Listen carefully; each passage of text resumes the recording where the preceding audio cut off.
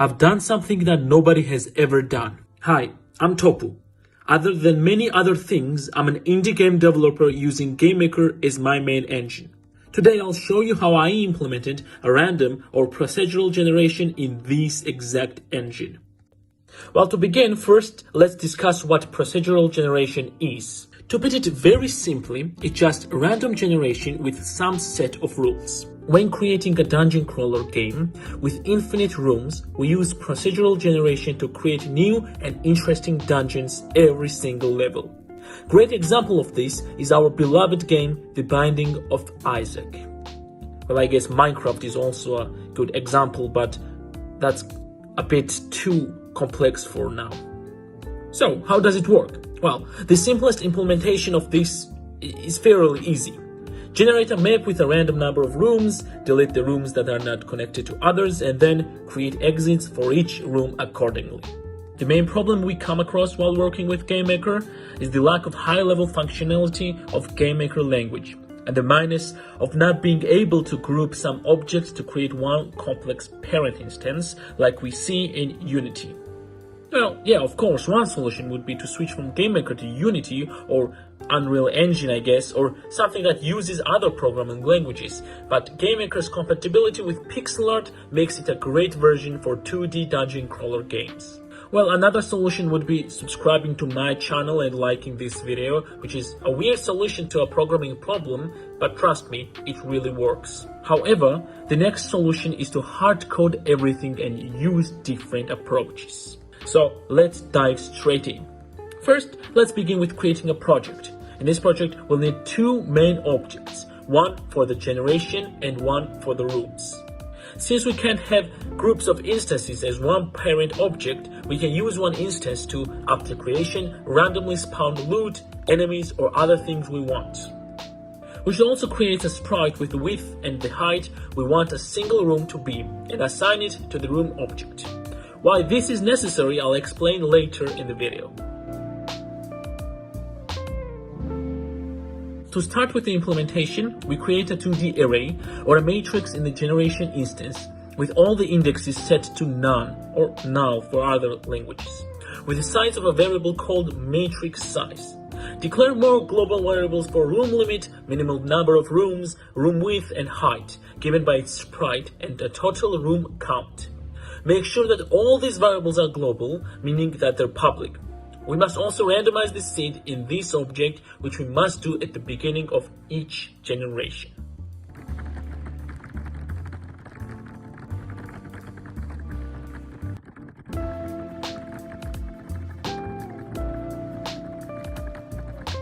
For the next step, we should create a new script or a new function. This function will be for creating a room.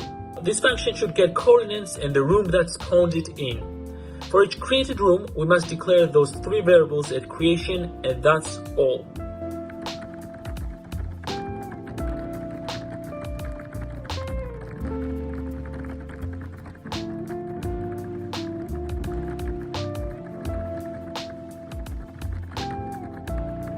Finally, we must work with the rooms. First, we need to update the room count and the room matrix in the create event of this exact object.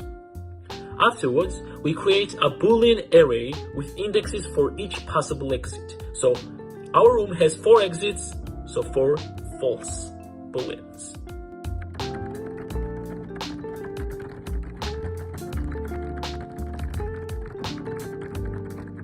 Now declare additional local variables to help us in the future, such as directions as numbers, or as exit arrays indexes, or as coordinates.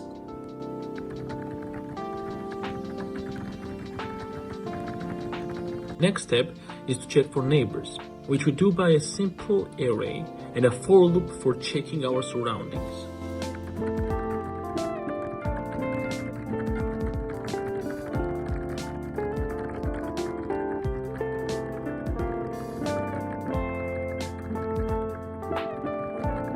Well, since all rooms have parent rooms except for the first room, we check if this instance has one. If it does, we open the exit that is directed towards our parent. Otherwise, open some exits to let the generation begin.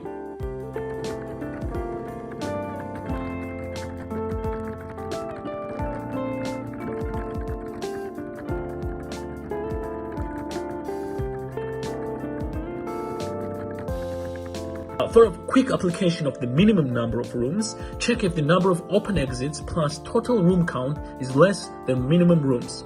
If it is, increase the exits. Now I know this is a bit weak method, but writing a bigger method for now is a bit too complex again. Again, we're just trying to create randomized generated dungeons.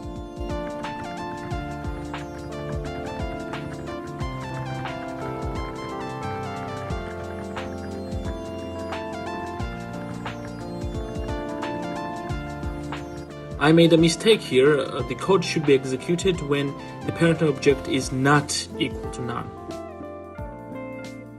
Afterwards, to spawn a new room, we must go through a lot of checks. First, we must go through neighbors, and if one of them doesn't have a door towards us, we must enclose that pathway.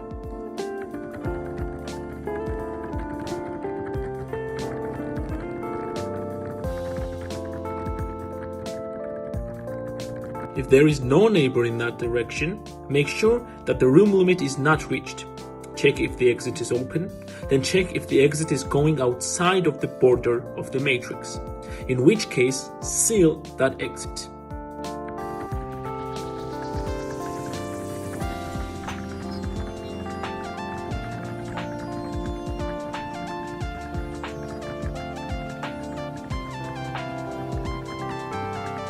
If everything checks out, spawn the new object at the given position of the matrix.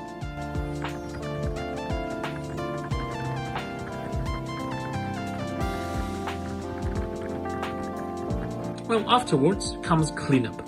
Since some points of the generation might leave some exits open, we must rerun the neighbor testing to seal up every unnecessary exit.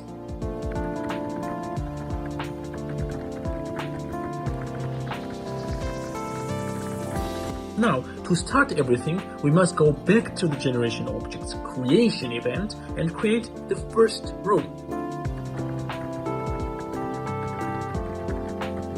To make restarting the game easier, we can tell the generation object to restart the game every time we press R.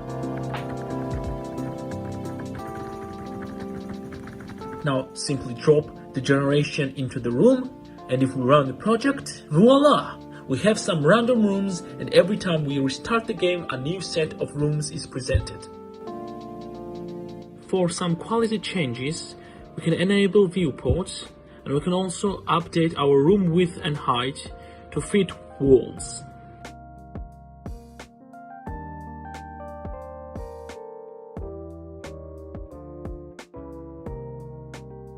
The only problem remaining is that we don't have walls, exits, or a player for that matter. To create walls, instead of dealing with tile sets, we create wall sprites and objects first.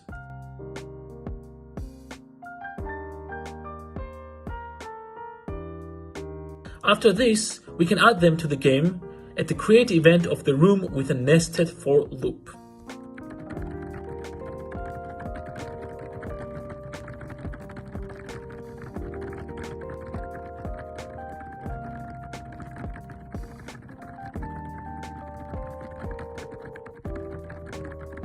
I know, I just love for loops. So much so that to create exits, we also use a for loop and delete some walls in the direction of an exit.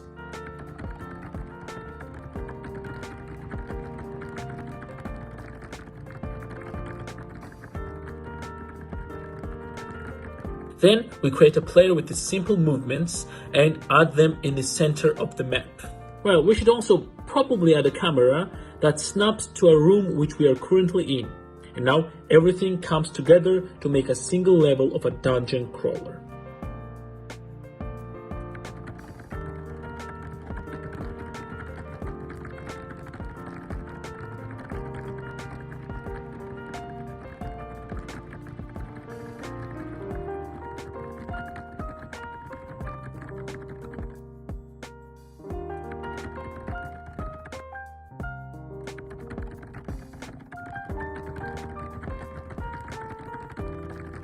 As you can see, we have the player, we have the rooms, we have the walls, we have the exits, and everything is working fine. Now, spawning random enemies and loot, or a better version of procedurally generated dungeon, is a different story for a different video. And there you have it, procedurally generated dungeons in GameMaker, which has not been yet done, or at least not posted anywhere. Thank you for watching, and please do not forget to like this video.